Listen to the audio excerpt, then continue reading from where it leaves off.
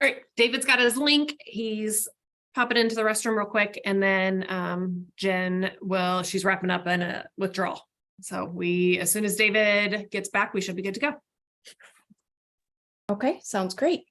I am recording, and then I will let you know when I let folks into the webinar. So as soon as they pop in, I'll go ahead and get started.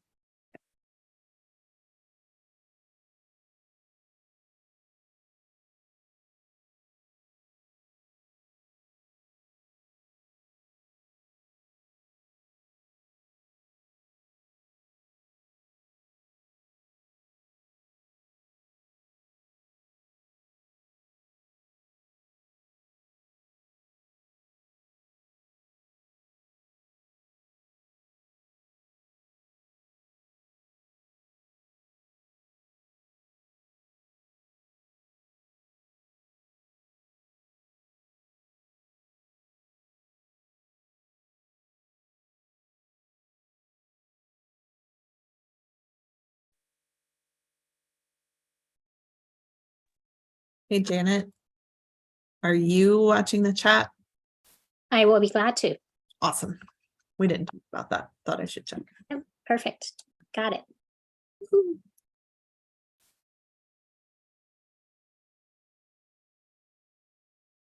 Okay, we are a minute past, so I'm going to go ahead and let folks in so that they know that we're here, and we can hold off and give people a couple minutes to get in.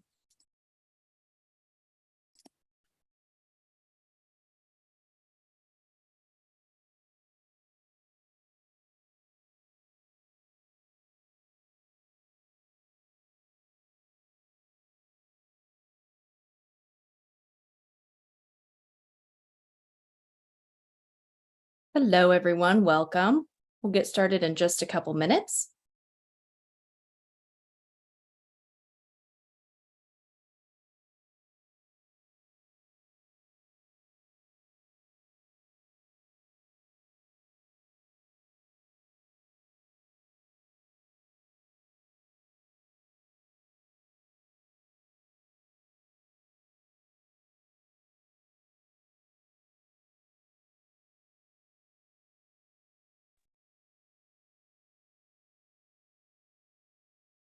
We'll get started in just a couple minutes, but if you want to drop your name and where you're from in the chat, we would love to hear from you.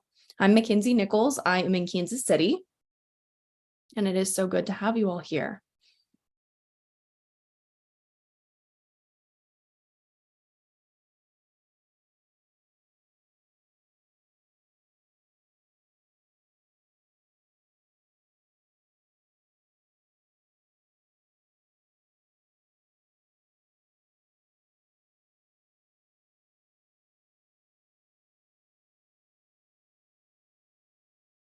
Looks like we've got New Mexico, Florida, Vermont, California. Hi, Jennifer. Good to have you here. Arizona, Nebraska, Indiana. So good to have you all.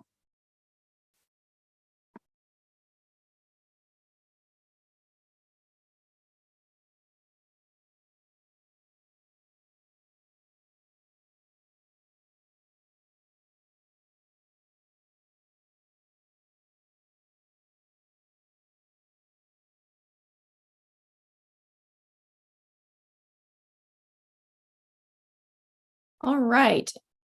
And we are going to go ahead and get started. So Matt, I will hand things over to you.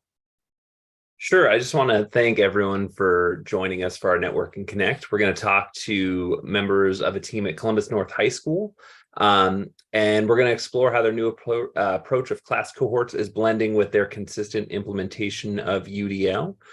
So I'm Matt Love. I'm joined today, obviously, by Mackenzie, who introduced herself, and my fellow members of the board, or fellow members of the Professional Learning Committee, Janet Good and Kelly Culp. But I do want to give our panelists some time to introduce themselves as well. So now I'm going to pass it off to you three to do the awkward Zoom thing of trying to see who goes first to introduce themselves. I'll go. My name is David Clark. I'm the principal of Columbus North High School. I would say that Jen Hester is, you're going to find this shocking. She's currently in a meeting with a parent who's not quite happy with some of the things that happened today. So she will be joining us in just a few minutes, but she's not with us at this point. And then I'm Corey Williams. I am an assistant principal at Columbus North High School, and specifically work with our cohort of students that'll be graduating in 2027. So they are currently freshmen. All right, thank you. So to let our attendees know how today is going to work, obviously we are recording the video, so hopefully you're watching it now and later. Should you have any questions as we go along, please do drop them in the chat and we will try and take them, take note of them as we go and then try and address them at the end. So I will pass it back to our panelists. So this slide just gives a little bit of background information about Columbus North High School to give you a general idea of what our school is like. UDL is our instructional framework and guides all of our decision-making and processes, not just at Columbus North, but throughout our whole district. We have just over 2,000 students and 32 different languages spoken. So we are a fairly large school with a large amount of diversity, I would say, especially for Southern Indiana, where we're located. And so we have a lot of different athletic and club opportunities for our students, along with a lot of academic success. And we just recently won an award with the Indiana Department of Education for our work on preparing students for college and careers and increasing the number of minority students taking college-ready courses and the scores they've earned on the AP tests. So we're pretty proud of a lot of the work that we do around diversity, but also with we kind of give a lot of the credit to the work that we do around UDL.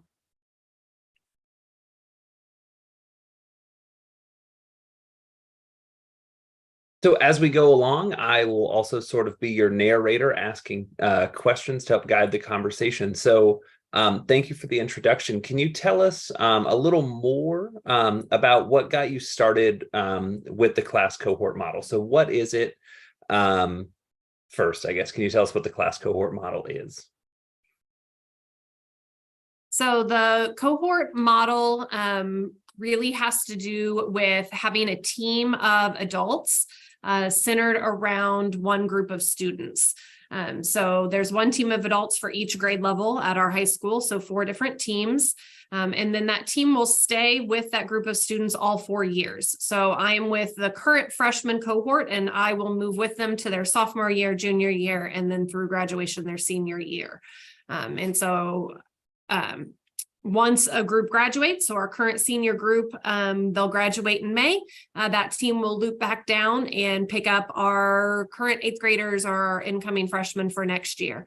And so what this allows us to do is really have an intentional focus on building relationships with that group of students and their families. So we can really get to know the story of each individual student because we're going to be with them for 4 years, all through their high school journey.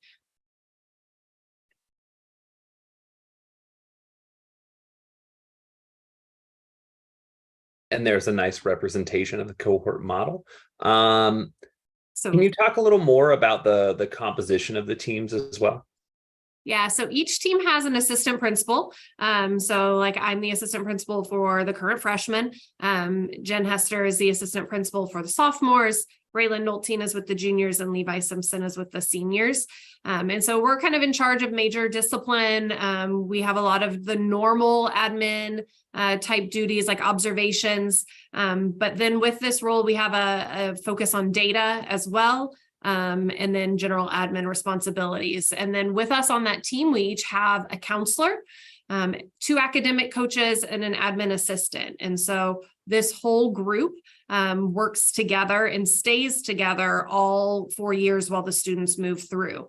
And so students can kind of see any one of us, visit any one of us for whatever needs they have. And we all just kind of collaborate around each student. I might throw in here and add in here, each of you will have your own school makeup, demographics, and as you look at this, we may be a little different than what you might want to be. For example, the school that we visited and took in some information from just north of us here in Indiana, their composition had 2 counselors and 1 academic coach.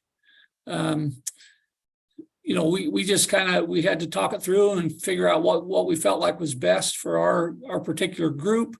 You know, it may depend on the number of counselors, may depend upon the number of students you have in the cohort and what you want that student to counselor ratio to be. So what we're showing you is our model, but certainly as you look at it and have conversations around it, you will look to see what's best for your local situation. And I would just say, keep that in mind as you go through here.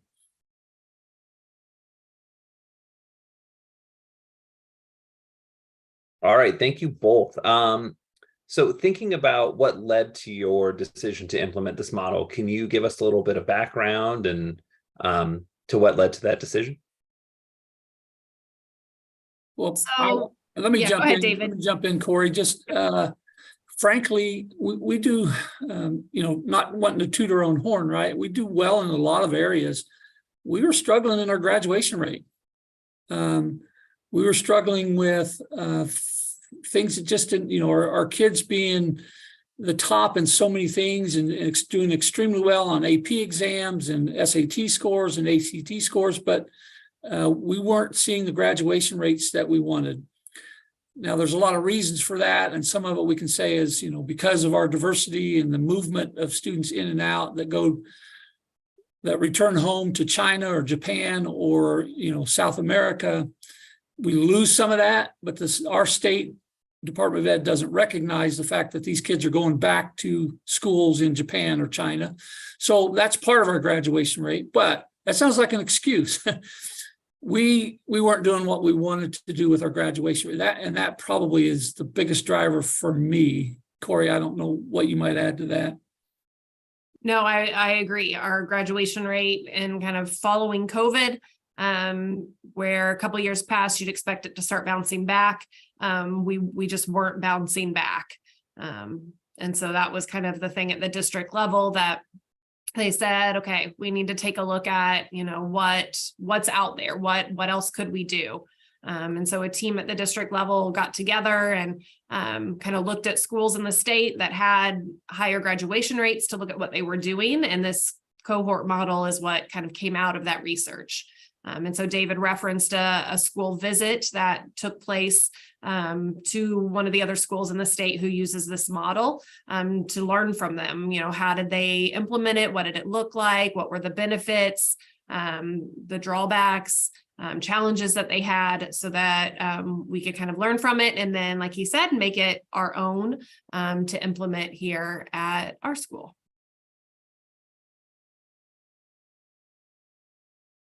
All right, so two-parter here. What role has UDL played in the development of the systems in place at your school, specifically the cohort model? And then what benefit have you seen from using UDL as an organizing framework in your efforts, just because you have kind of noted that it is one of your guiding frameworks as well? Yeah, so there's a graphic on the next slide that we like to use to kind of represent a lot of our work that we do here. And so kind of view it as like the cohort model is going to help kind of be that foundation and that base for the supporting students and supporting staff in implementing the systems that we use that all kind of support and help us implement the Universal Design for Learning guidelines, right? So even with this cohort model, thinking about ways that we can utilize the Universal Design for Learning guidelines in the work that we do, because everything that we do goes back to the guidelines. All of our staff are evaluated on the UDL guidelines. So even our academic coaches, they are evaluated on how they implement and use UDL in their role. So everyone in the cohort model system will utilize UDL in their work with students and staff. And then as they also implement The use of our school-wide learning outcomes, which is our qualities of an expert learner, culturally responsive practice, social emotional learning, and then PBIS, which again, all help us implement UDL in all of our environments throughout the district.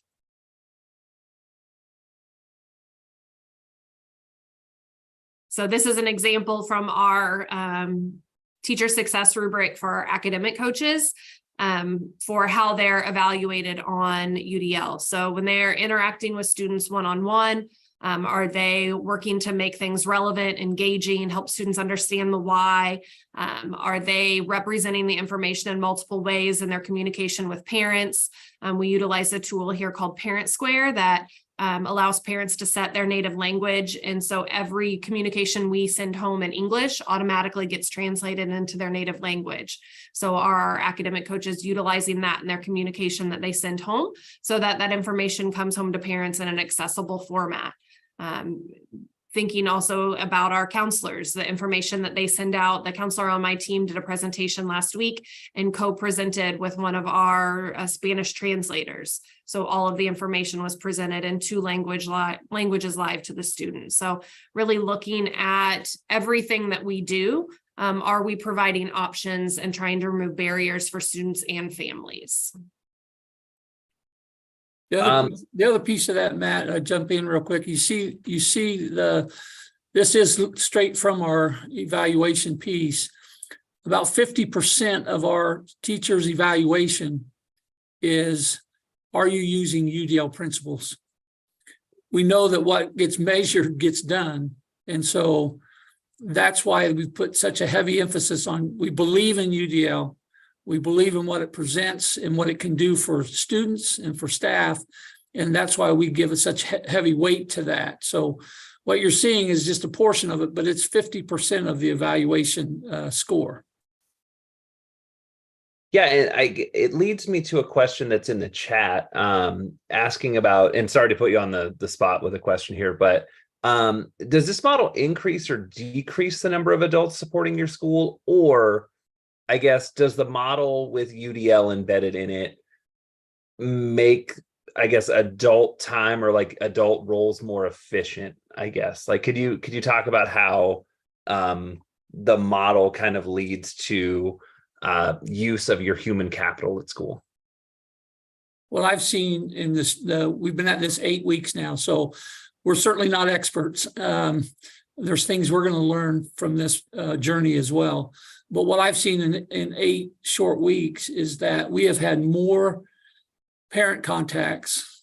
We have had more communication with students who are at risk in the first 8 weeks of this year than we probably had all of last year, just because the model, and I'm old school, it's all about the relationships.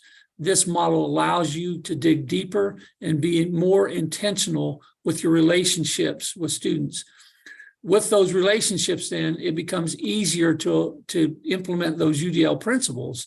Once they know that you care about them and that you're willing to do things for them, then they're more receptive to trying. When we say UDL and allowing them to do things, we also stretch them a little bit. So this student has used this particular way of learning or presenting what they know they've learned several times. We'll stop and we'll say, okay, now you got to try a different way. So we want to stretch them as well. So this model, again, I'm talking too much. Let us know who they are and where they can best apply their talents and skills. And it has significantly improved our communication with parents and staff at this point. Yeah, I think just the fact that we have the specific groups of students to focus on allows us to have that increased number of communication like David was talking about, because we're just so focused in on that group of kids and knowing that we're going to be with them consistently over the years, that has allowed that increase of communication. I think the shift in responsibilities. So we used to have deans and that role became the academic coaches.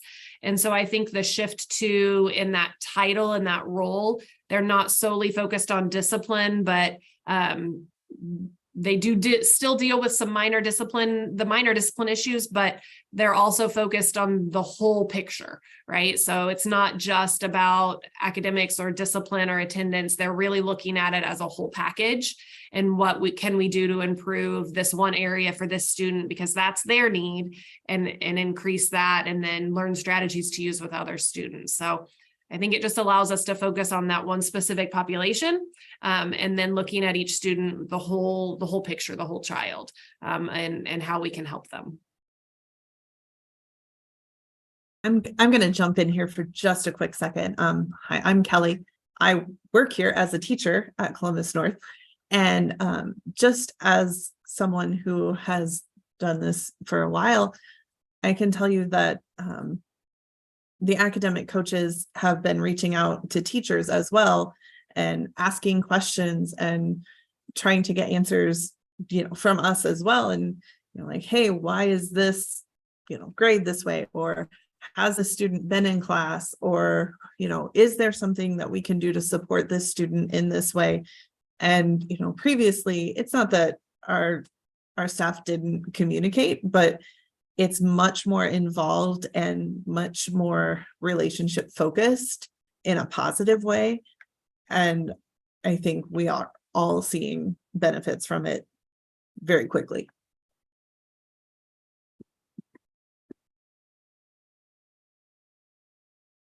Thanks. If there's nothing else, I think we can move on to the next question. Oh, so that last slide was just that our teams, the main focus area for the teams themselves, when we look specifically at the guidelines, is engagement, right? Because they've got to build those positive relationships. Our academic coaches are also working very closely with our students on coping skills and strategies. So if they're having trouble, we're also on block schedule. So 88-minute classes, especially I can say with the freshmen, they're not used to being in class that long. So working with skills and strategies for specific students on how to manage themselves, how to self-regulate to be in a class period that long, and also with the transition to high school where they have a lot more freedom, how they can make the best choices when they have those responsibilities and freedoms. And then also just the why of school, right? Talking to them a lot about why they need to earn credits, why they need to pass these classes.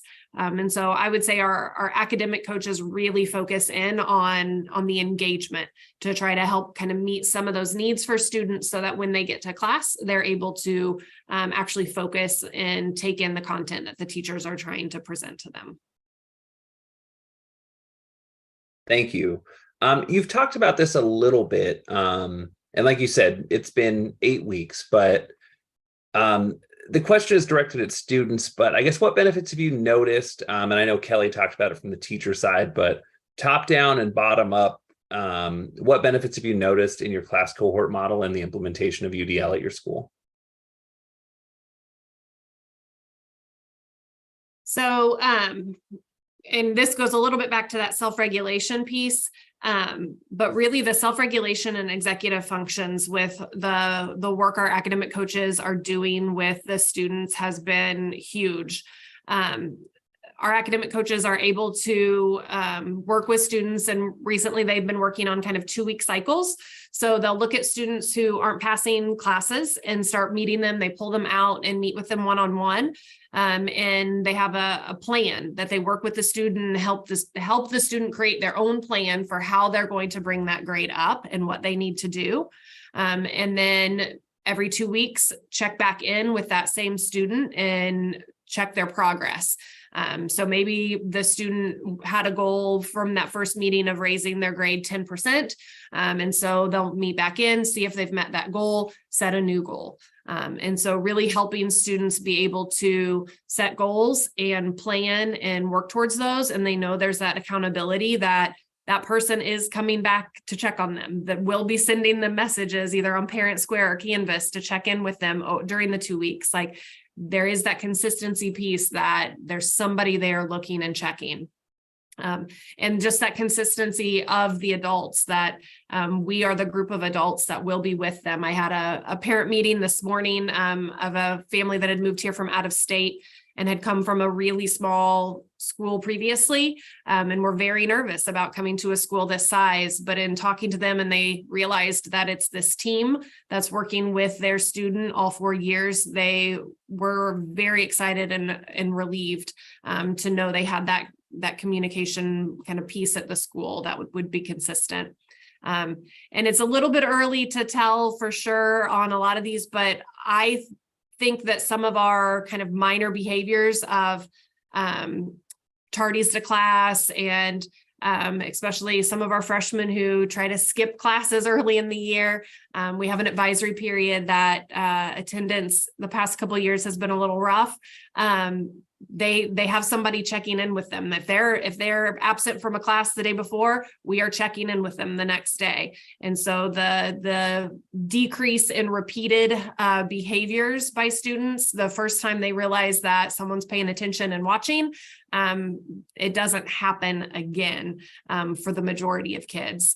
We've also put into place, because of our ability with our academic coaches now, educational pieces with our kind of consequence steps. So for most things, the first time is a warning. The second time they have to meet with the academic coach, who then talks to them. What happened? What's the issue? Let's make a plan to not have it happen again. And then the third time for some of our offenses is a lunch and learn, where students have an opportunity to come and sit in our large group room during lunch, and they have an instructional video and activities that they do to learn about the behavior and the appropriate behavior, and why they shouldn't be doing the non-appropriate behavior. So I think those pieces that we've been able to build in because of our academic coaches and this teaming model have really helped with some of those behaviors.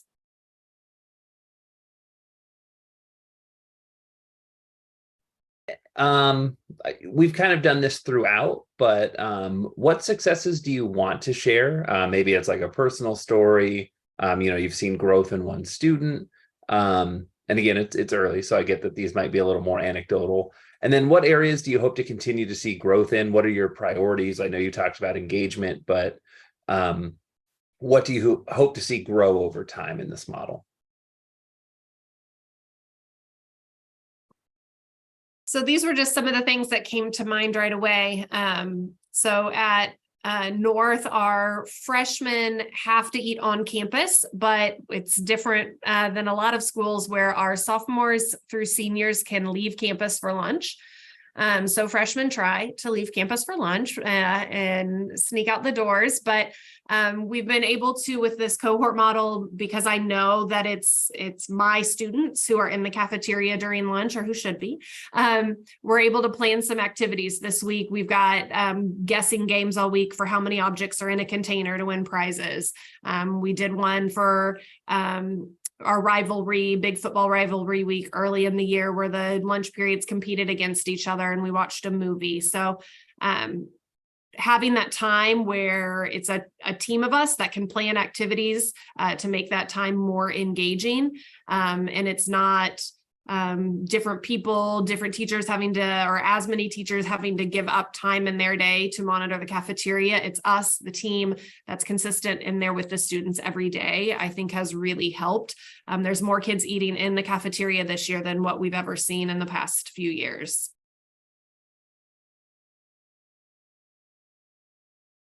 Yeah, and I think you poke at some of the other, we've mentioned a little bit about the collaboration.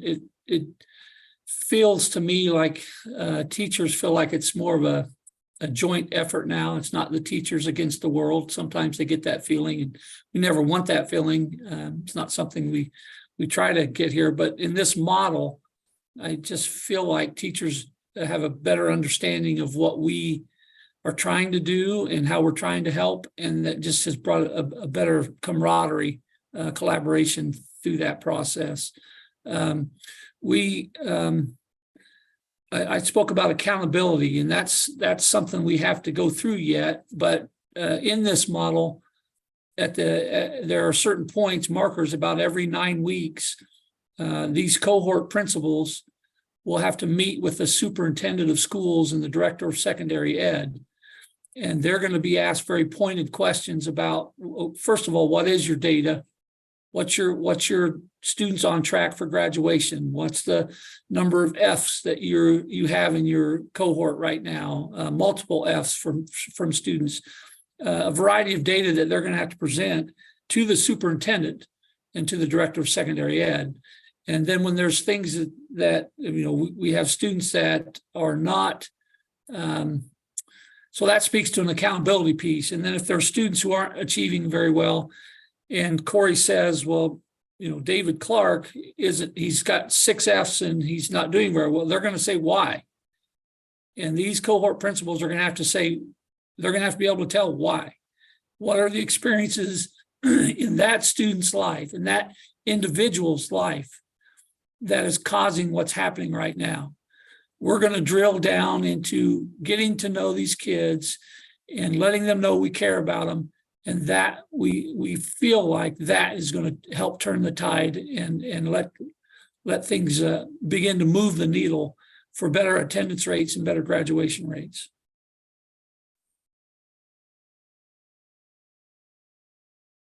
We have a question in the chat box from Jennifer. Can you speak more about data? How are you collecting? How often is it reviewed? And I think you just touched on that. Quantitative versus qualitative and street data. Is there anything else you want to expand on from her question? So we have a weekly cohort meeting where every Monday we kind of rotate through the freshman cohort, sophomore, juniors and seniors have a meeting time. And so weekly we are reviewing that data. We use PowerSchool as our student information system. And then there's a section in there called Performance Matters. And so we have early warning indicators. And so we can pull up our whole list of students. I can pull up all of my freshmen and it'll give me early warning indicators. So if their attendance drops below 95%, if they have a discipline referral, or if they have an F, they will have a little indicator by their name, and I'm able to monitor, and my whole team is able to monitor those students who show up on that early warning indicator. And so part of our meeting time each week is going through those kids that show up on those early warning indicators and talking about each one. We also have a common data sheet. It's a Google sheet that we pull reports, specific reports that are consistent from PowerSchool on FLIS, on attendance, kind of all kinds of information that we're pulling from there that we keep in the this Google sheet that we're all able to check and monitor. We put things on there like if they see one of our family support specialists or counselors in the building, or just general information about each kid is housed in one Google sheet. And then the third way we kind of work with data is what David was referencing, those meetings with the superintendent and director of secondary ed. We all have a common sheet that we will create each 9 weeks to pull out the big data points, the highlights, how many credits have been earned, what is our attendance rate, kind of all of that information in a summary page. And so data is looked at weekly. And our academic coaches checking in with the students on those 2-week cycles. They are looking at grades very frequently. So quantitative data is a big part of this. So we'll connect the dot with that. You asked kind of how are we using it? It's then we connect that dot, which you've already heard. Our academic coaches then take that information and then they're meeting with students, and they know who those are, and they're meeting with them regularly. They're contacting parents regularly. We're doing home visits now at a little higher rate than we used to do, but that's how we're connecting that data to the actual where the rubber meets the road with our students in the classroom. One other thing we have that I don't think was mentioned in our team is what we call iGrad coaches. These are coaches that work with us and the local community college. And their goal is to help get kids focused on life after high school. What's your next step? So there's also another group that helps us work with the students' academics and holding them accountable. So really there's a lot of wraparound services within the school, but also within the community that says this is important to us and we want to make a difference. Because we know These students are going to live, they're going to be our neighbors. They're going to live in our neighborhoods. They're going to, mow grass beside us. By golly, we better educate them. We better get them where they need to be because they're going to be living with us.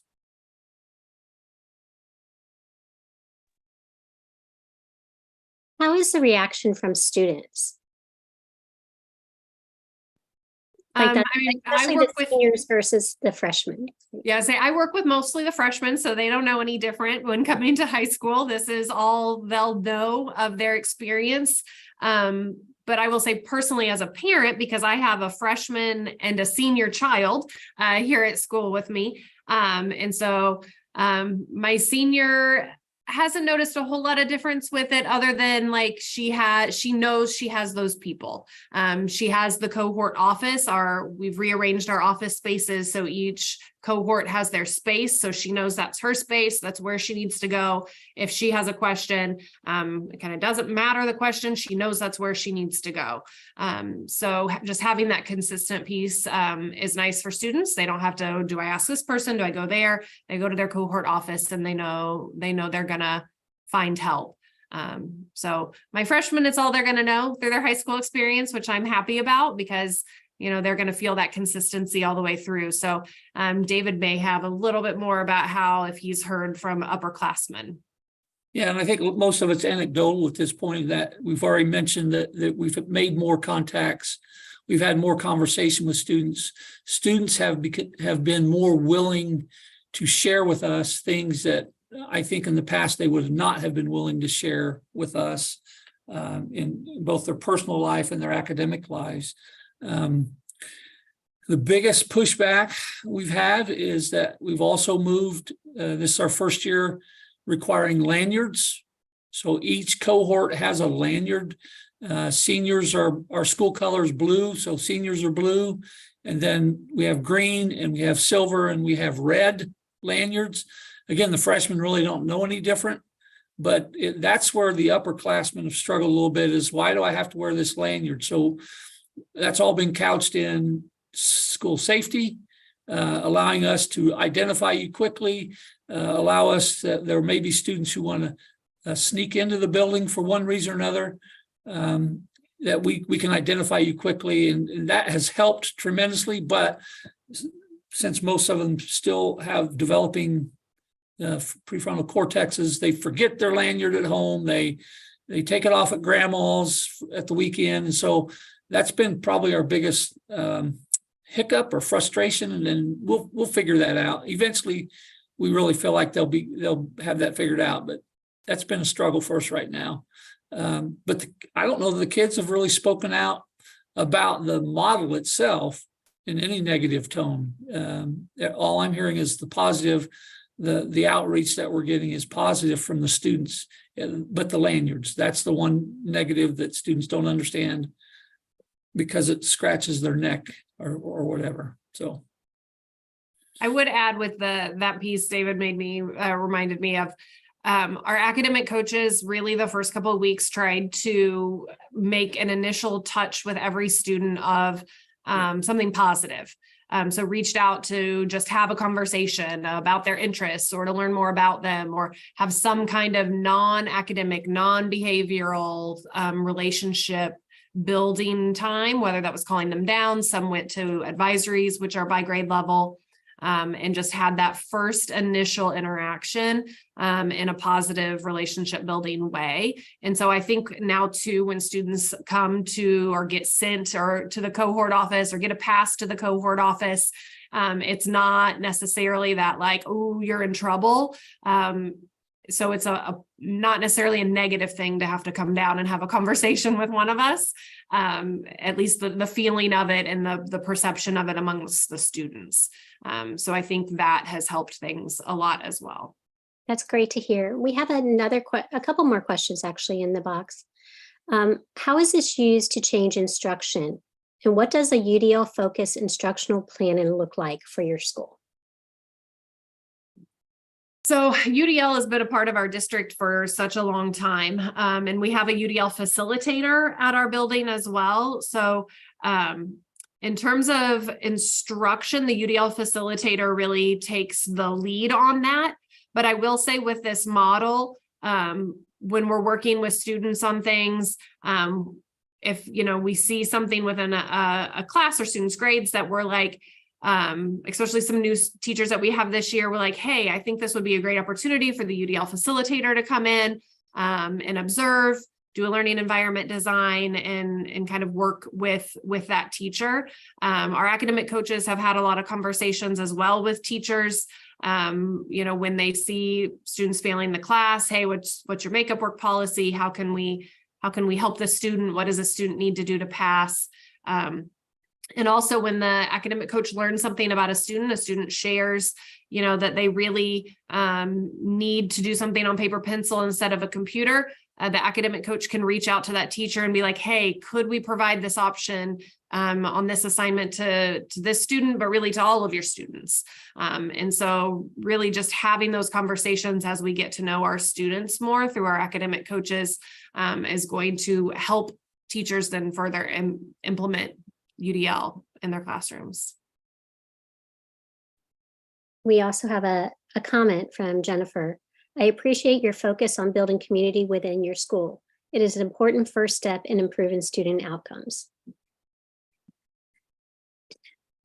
Just a question from me is, have you found that you have to do any special onboarding for those students transitioning in from middle school? Are they familiar with the UDL options that they have to access their instruction and engage in instruction, and also with new teachers that come in?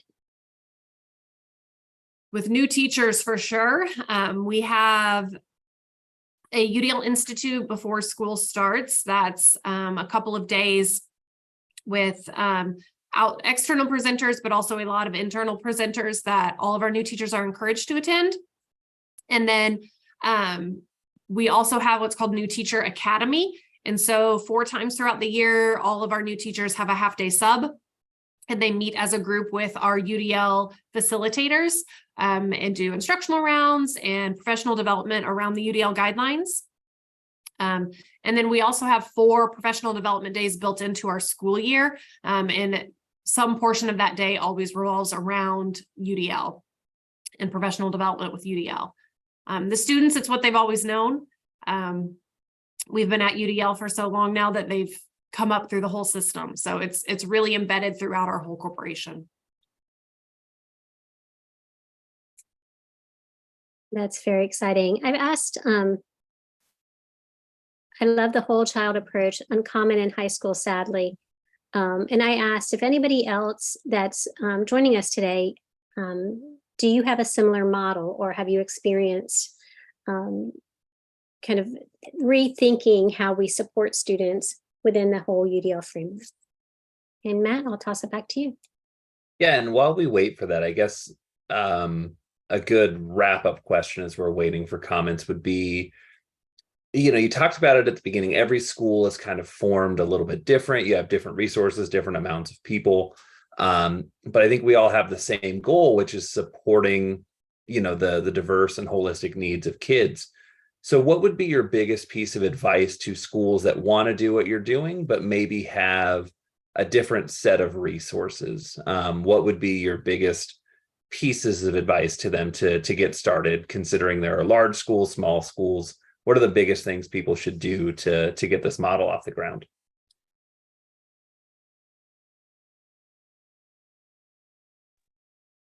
And sorry if that was a huge question. I've never been asked that question, Matt. And again, we're kind of in our infancy still with just 8 weeks in. Because it does depend on resources, and the underlying current here, we've got, I feel like we're talking about 2 things here. One is UDL and one is the cohort groups that were, so I don't know of any other schools, and that's just probably just my ignorance, that combine the 2, that are doing this cohort model and use UDL as their instructional framework. There may be some out there. I'm not aware of any. So that it makes us unique, I think, in that respect, that relationships have always been important to us. Finding kids where they are and bringing them forward has always been important to us.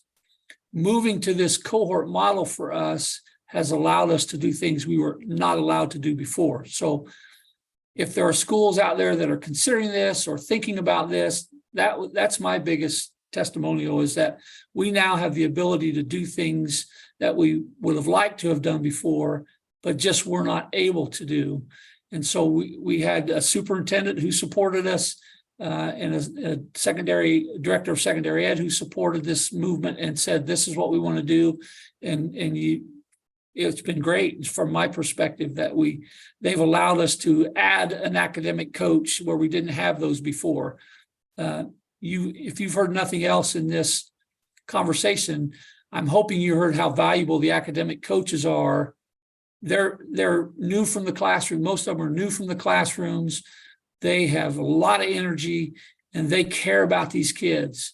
And that is probably the most important role in my mind to transform what we're trying to do, is those academic coaches enjoying what they do and just keep plowing the field, man. Every day they come in and they plow the field.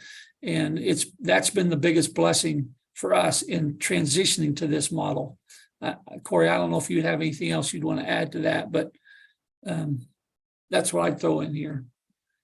Yeah, I think along those lines of looking at what resources you have and just being creative and thinking outside the box with how you're using them. So, I mean, we had some growing pains with the divisions of tasks. So some things had to change in terms of processes of how we've done things in the past.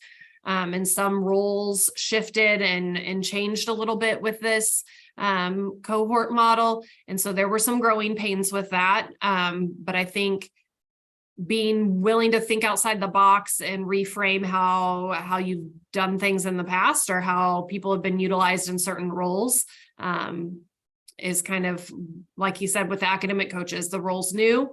It shifted from that kind of former dean role and has become one of the most valuable parts to this whole process. And so it was looking at how that role was structured in the past and how we could reframe it.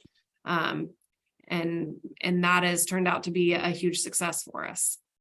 If your question is around, we don't have the resources and we can't go, both feed in on this type of a model right now. If you could only add one thing to that model now to begin your baby steps, I'd say add the academic coach. That'd be the first piece I would put in place. Because if you got the right people there, you're going to make some changes. That needle will start to move. Great. We do have a couple more questions. Are there specific protocols that your site or district use that support the continuous learning? And looking at your initiatives, how do you blend them with UDL so teachers do not see it as another thing to do? I mean, I think David referenced this from the beginning when he talked about what's measured is what's done. So that's how teachers are evaluated. And it's really the lens we look through everything with. I mean, when we go through resource adoptions, when we look at materials, we're looking at them through a UDL lens, and our rubric we use to evaluate them is around UDL.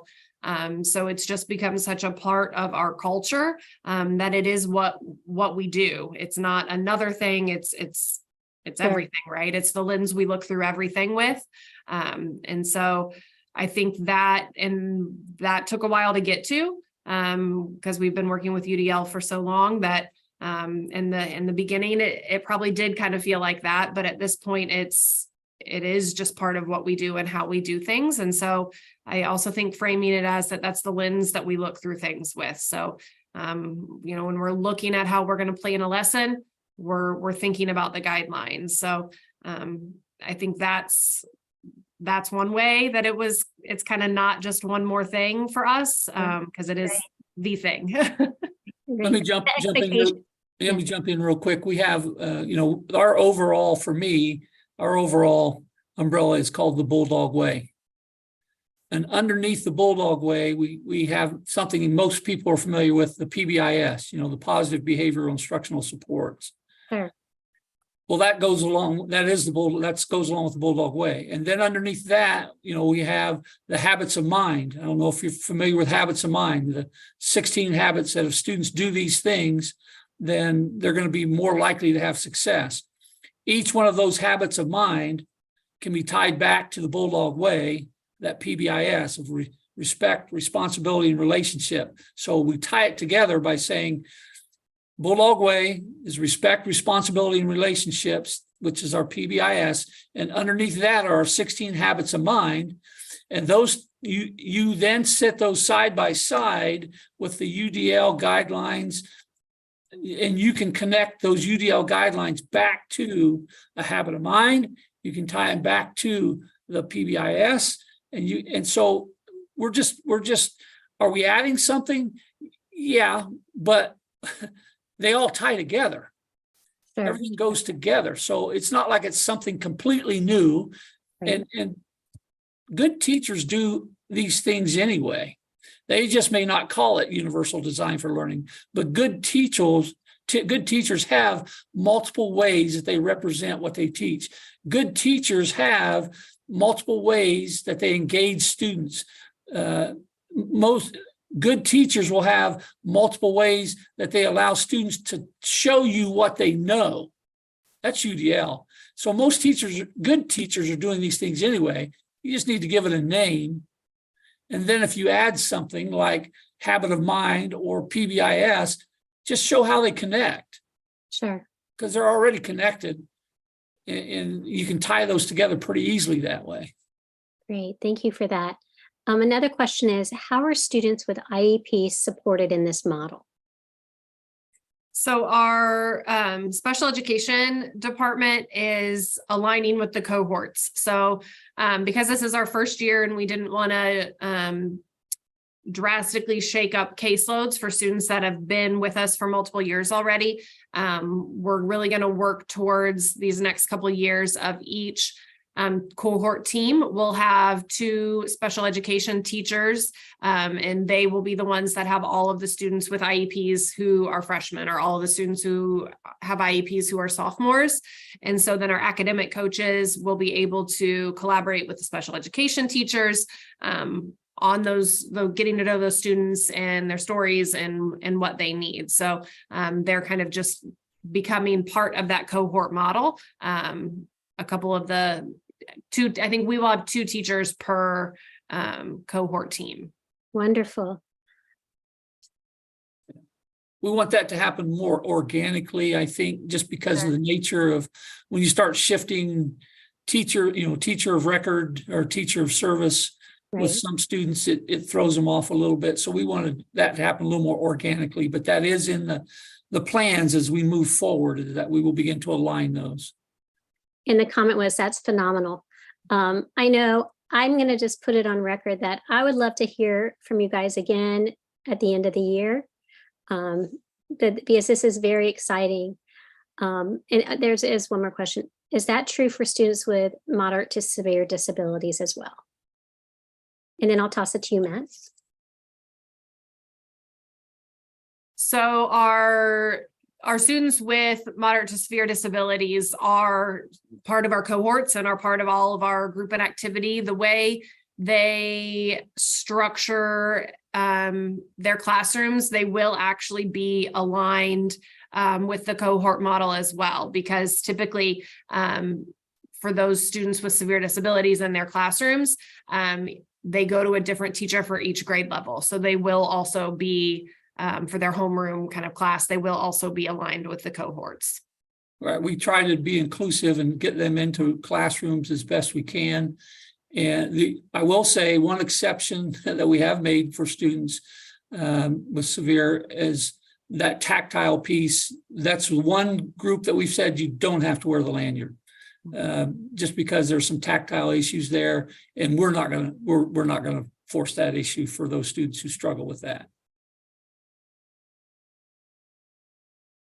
Great. Well, I want to thank you both for just taking the time. I know finding time at any time of the day during a school day can be difficult. So thank you. And thank you for sharing your experience. I'll echo what Janet said. It'd be great to have you back to just kind of update us. I appreciate your honesty in saying, hey, we're 8 weeks into this. Give us some time and we'll be able to answer those questions a little more deeply. So as the slide says, and I think as we all feel, thank you to both of you for your honesty, your candor, and just taking time out of your day. As a reminder to everyone, this is being recorded. So if you want to look at it later, send it to a friend. You can find it on the IRN website, and it will be accessible via YouTube as well.